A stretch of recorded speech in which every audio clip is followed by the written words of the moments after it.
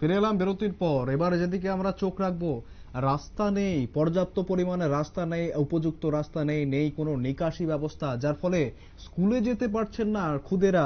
এমনই অভিযোগ উঠে আসছে সোনামুড়া থেকে। চন্দনমুড়া গ্রাম পঞ্চায়েতের 2 নম্বর ওয়ার্ডের এই ঘটনার বিবরণে জানা যায়, ক্রমাগত বছরের পর বছর জল জমে রয়েছে এই অঙ্গনওয়াড়ি কেন্দ্রে আসার মূল সড়কটিতে। জল নিকাশি ব্যবস্থা না থাকায় দীর্ঘদিন এই জল জমে থাকে সড়কের উপর। ফলে প্রতিবেশীরা তাদের ছোট ছোট ছেলে মেয়েদের এই জল ডিঙিয়ে সেন্টারে পাঠাতে পারছেন না লেখাপড়া করার জন্য। যদিও বা কেউ কেউ পাঠাচ্ছেন, সেটা আবার অভিভাবকদের কাঁধে করে বা কোলে করে জল পেরোতে হচ্ছে। এমনকি পঞ্চায়েত কর্তৃপক্ষকে সমস্যার কথা বহুবার জানিয়েও কোনো সমাধান হয়নি। অঙ্গনওয়াড়ি কেন্দ্রের শিক্ষিকা এমনটাই জানিয়েছেন। আমরা শুনবো ঠিক কি বলেছেন তিনি। এই স্কুলে কি আপনার বাচ্চা আছে? কি স্কুলে কি বাচ্চা কি আপনার বাচ্চা কি আসে পড়াশোনা করতে? আজকে এক মাস ধরে আসে না। কেন হয় না? জলের জল কোন জায়গাতে আছে? স্কুলের রাস্তার মাঝখানে।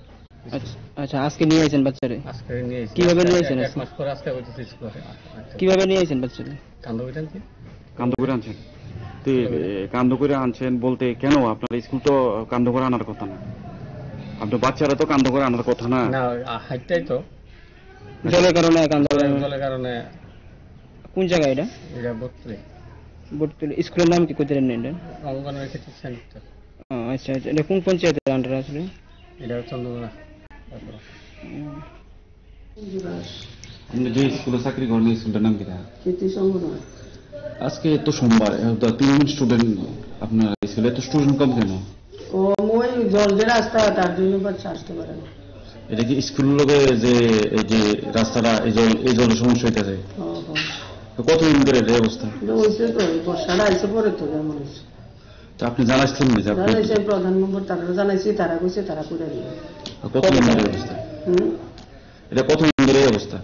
এটা তো কইলাম তো, আজকে বর্ষা আরম্ভ হয়েছে ধরে জানাইছি, অনেকদিন আগে জানাইছি, তারা করবো। শুনলেন আপনারা ঠিক কি জানাচ্ছেন তারা।